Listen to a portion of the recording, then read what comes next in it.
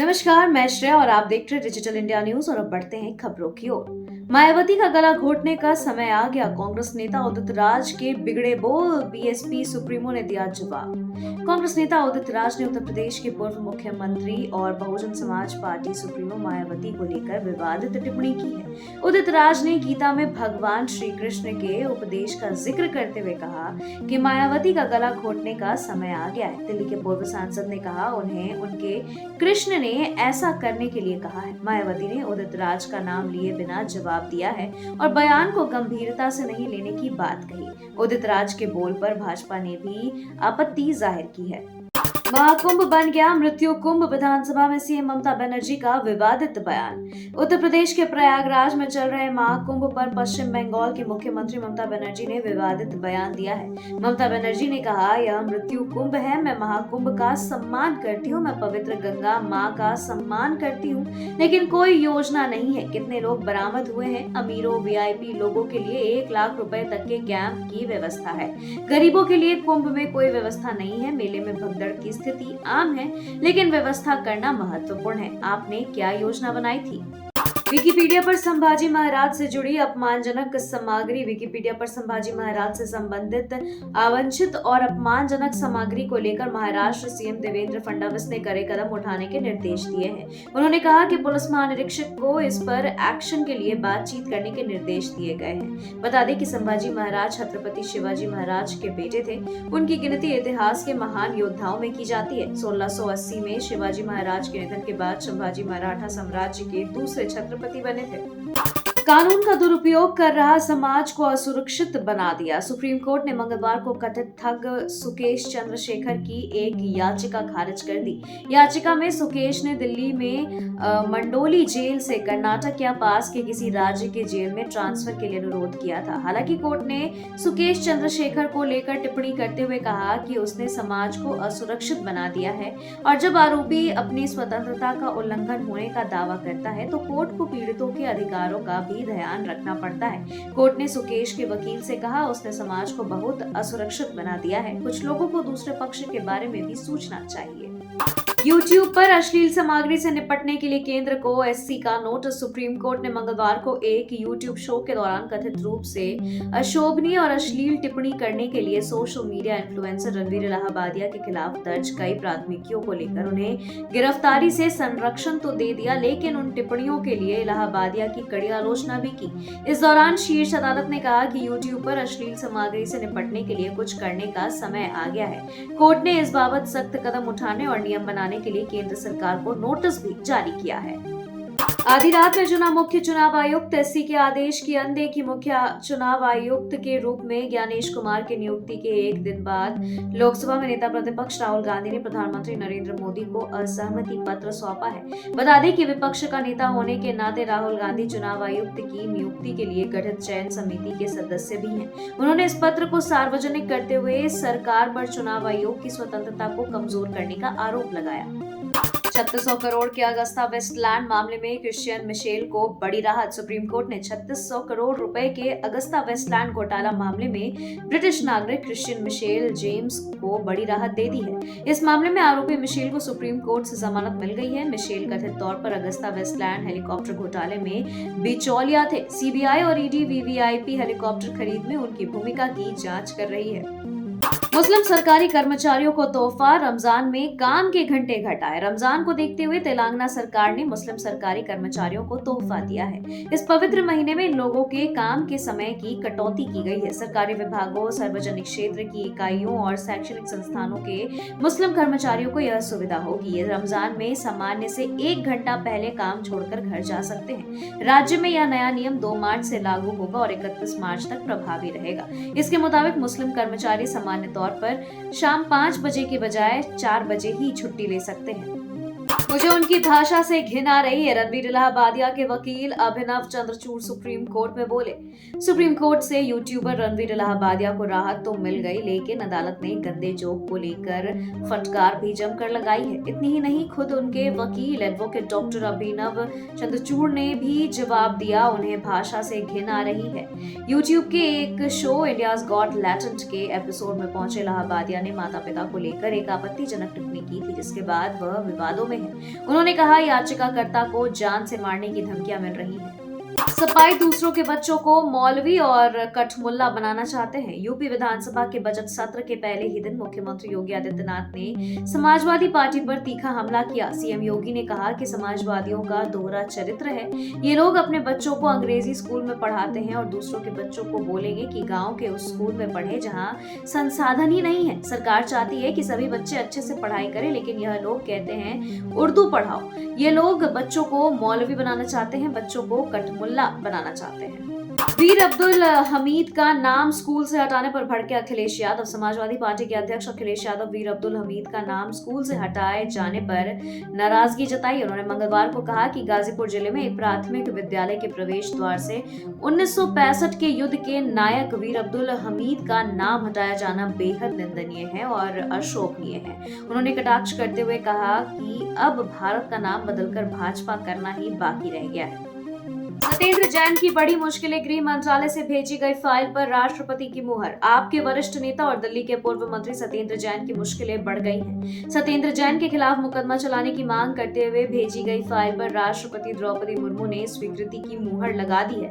60 वर्षीय जैन के खिलाफ गृह मंत्रालय ने भारतीय नागरिक सुरक्षा संहिता की धारा 218 के तहत मुकदमा चलाने की मंजूरी देने का अनुरोध किया गया था।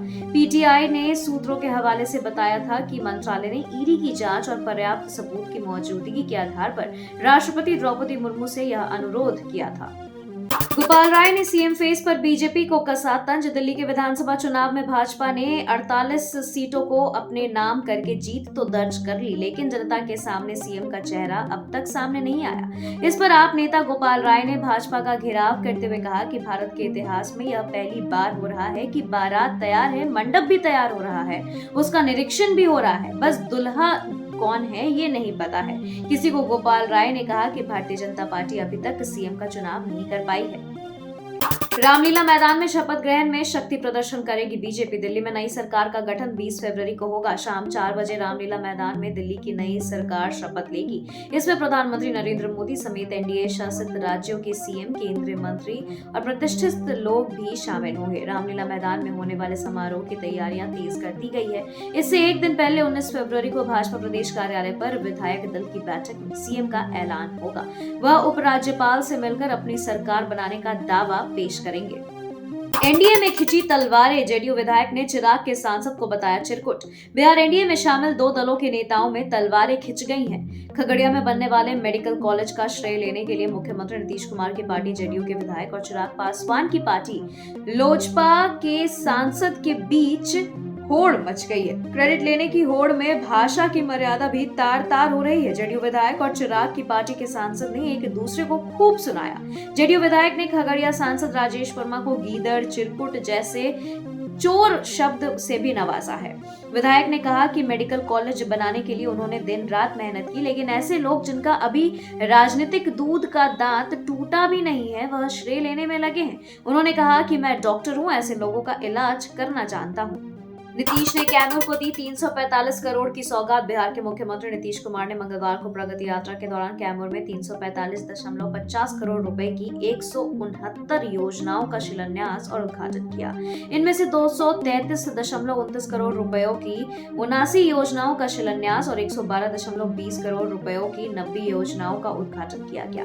मुख्यमंत्री ने अधौरा प्रखंड में प्रस्तावित डिग्री कॉलेज के निर्माण को लेकर चिन्हित स्थल का निरीक्षण किया। डिग्री कॉलेज भवन का निर्माण होने से करीब 55 आबादी के बच्चों को लाभ मिलेगा। री एग्जाम कंफर्म है, सीएम साहब सहमत हो गए हैं। बीपीएससी छात्रों के समर्थन में उतरे खान सर का दावा। 17वीं बीपीएससी री एग्जाम की मांग को लेकर छात्रों के समर्थन में उतरे फैजल खान उर्फ खान सर का कहना है कि सरकार को छात्रों के भविष्य को ध्यान में रखते हुए री एग्जाम पर विचार करना चाहिए। सीएम साहब को ये बात पता चल गई है, वो सहमत हो गए हैं। उनका कहना है कि दीपक सर इसको करा दीजिए। अब बॉल सीएम सर और वरिष्ठ आईएएस दीपक सर के पाले में है। री एग्जाम करा दीजिए, बच्चों के हित में साबित होगा। चुनाव आयोग बीजेपी का चीयर लीडर कैंसर बन गया है। सीईसी की नियुक्ति पर तेजस्वी यादव बिफरे। देश के मुख्य चुनाव आयुक्त के पद पर ज्ञानेश्वर कुमार की नियुक्ति पर सियासी हंगामा मचा हुआ है। इस बीच बिहार के पूर्व डिप्टी सीएम और राष्ट्रीय जनता दल के नेता तेजस्वी यादव ने चुनाव आयोग को भारतीय जनता पार्टी का चीयर लीडर करार दिया है। उन्होंने यह भी कहा कि चुनाव आयोग लोकतंत्र और संविधान के लिए कैंसर बनता जा रहा है। यह लगातार विश्वसनीयता खोता जा रहा, लोगों का इससे भरोसा उठ रहा है।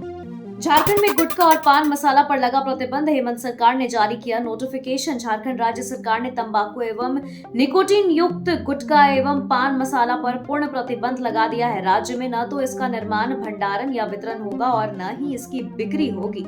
स्वास्थ्य विभाग ने मंगलवार को इस संबंध में अधिसूचना जारी कर दी है। इसके तहत राज्य सरकार ने लोक स्वास्थ्य को ध्यान में रखते हुए यह प्रतिबंध 1 वर्ष के लिए लागू किया है। बाद में इसका विस्तार भी हो सकता है। जमशेदपुर को मिलेंगे 3 फ्लाईओवर, 2 फुट ओवर ब्रिज व विवाह भवन।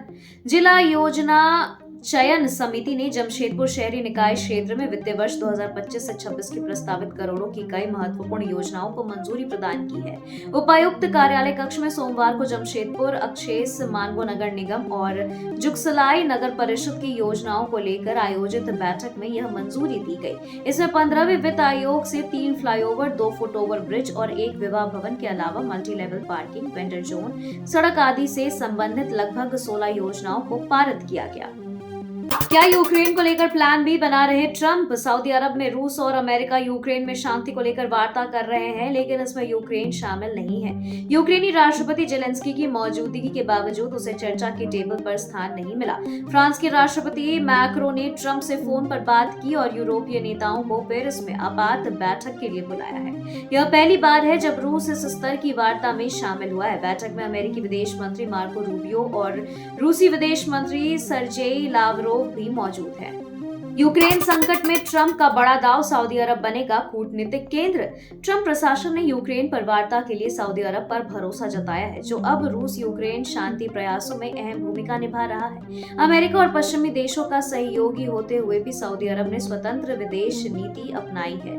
2018 में खशोगी हत्याकांड के बाद अलग थलग किए जाने के बावजूद रियाद अब वैश्विक संकटों के समाधान में सक्रिय भूमिका निभा रहा है, जिससे यूक्रेन संकट में नया मोड़ आ सकता है। एलॉन मस्क की 13वीं संतान पर बेटी जेना की प्रतिक्रिया। एलॉन मस्क की 13वीं संतान की खबर पर उनकी बेटी विवियन जेना विल्सन ने कहा कि वह इससे हैरान नहीं है, क्योंकि उन्हें पहले भी 6 बार नए सौतेले भाई बहनों के बारे में पता चला है। इन्फ्लुएंसर एशले सेंट क्लेयर ने दावा किया कि उन्होंने मस्क के बच्चे को जन्म दिया है, लेकिन मस्क ने अभी तक कोई बयान नहीं दिया है। जेना, जो ट्रांसजेंडर है और मस्क से अलग रहती हैं, ने थ्रेड पर लिखा है कि यह अजीब है, लेकिन ऐसा 6 बार हो चुका है। विमान हादसे के बीच हॉकी देखते ट्रूडो, जनता भड़की। कनाडा में डेल्टा एयरलाइंस की फ्लाइट 4819 के टोरंटो एयरपोर्ट पर क्रैश लैंडिंग के बाद जहां लोग सदमे में हैं, वहीं प्रधानमंत्री जस्टिन ट्रूडो आईएस हॉकी देखने में व्यस्त थे। सोशल मीडिया पर उनकी हॉकी पोस्ट देख जनता भड़क गई और इसे असंवेदनशील करार दिया है। हादसे में 76 यात्री और 4 क्रू मेंबर सवार थे। कई घायल हुए, लेकिन ट्रूडो की चुप्पी लोगों को अखड़ गई। एक यूजर ने लिखा, क्या आपको हादसे का शिकार हुए कनाडाई लोगों की फिक्र नहीं?